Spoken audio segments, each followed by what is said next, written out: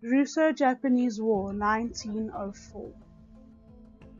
While America was busy moving into Native American land, another invasion was taking place in the great country of China. China was fighting invaders from Germany, America, and the British. Some Chinese citizens didn't think the government was doing enough, and they started a secret society called the Society of Righteous and Harmonious Fists. Westerners called them Boxers because the members were so good at martial arts. Boxers attacked German missionaries and Chinese Christians, who they believed were traitors to China for adopting a Western religion. The government of China had done very little to stop the Boxers. Cixi was not the real ruler of China. Her actual title was Empress Dowager. Her nephew had inherited the throne but was very unpopular, and she convinced the Chinese army to fight for her and put her nephew on an island in the middle of the palace lake. But she had the real power, and she hated the foreigners who were pushing into China. Governments from all over the world asked her to stop the Boxers. So she pretended to obey the Western countries, but had no intention of stopping the Boxers. The rebellion grew larger and the foreigners fled to their embassies. An embassy is a little outpost for a country, and Chinese officials were not allowed inside. The Boxers surrounded the embassies, and Cixi declared war on the foreigners, and her army rejoined the Boxers. The rest of the world was very upset and sent armies to rescue the foreigners.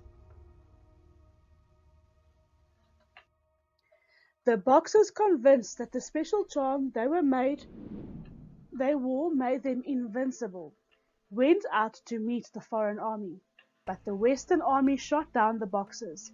They broke down the gates of the Forbidden City and successfully invaded China. Cixi barely escaped. She dressed herself as a peasant, grabbed her nephew, got into a cart and rattled out of the city. The Western nations forced China to accept Western ideas and allowed Cixi to finish her rule. 7 years later, Cixi died of a stroke, and her 3-year-old prince, Pui, inherited the throne of China. During the Boxer Rebellion, Russia and Japan marched side by side. Now the Boxer Rebellion was over, and they are no longer allies, because both countries wanted to grab part of China for themselves. Russia, ruled by Nicholas II, remember him, made a deal with China to rebuild railroads and take control of a port by the Yellow Sea, called Port Arthur. It's over there.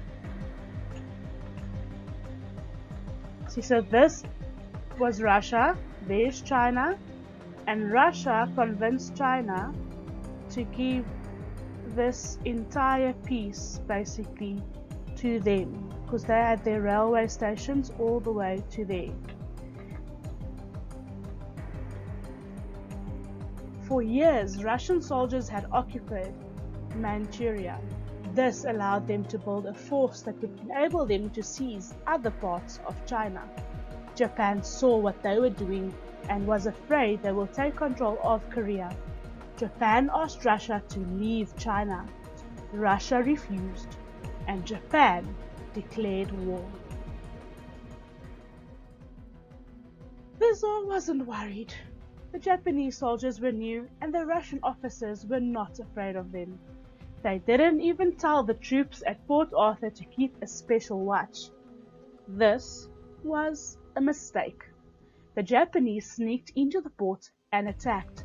The people on shore thought the battleships were doing target practice. For hours, no one on shore realized that an attack was even happening. The Japanese managed to destroy the entire Russian fleet over the next 3 months. The Russian army and the Japanese army clashed in the Battle of Merkin, the largest land battle ever fought up to this time. The Russian army was defeated. The war was over and Japan had won. The President of the United States, Theodore Roosevelt, helped to arrange a peace treaty between the two countries. Russia was forced to give up all plans of ever invading Korea. They had to give Japan parts of Manchuria and all of Port Arthur, as well as several other pieces of land. Japan had stopped Russia's attempt to expand the east into China. For the first time, a European army had been defeated by an Asian country.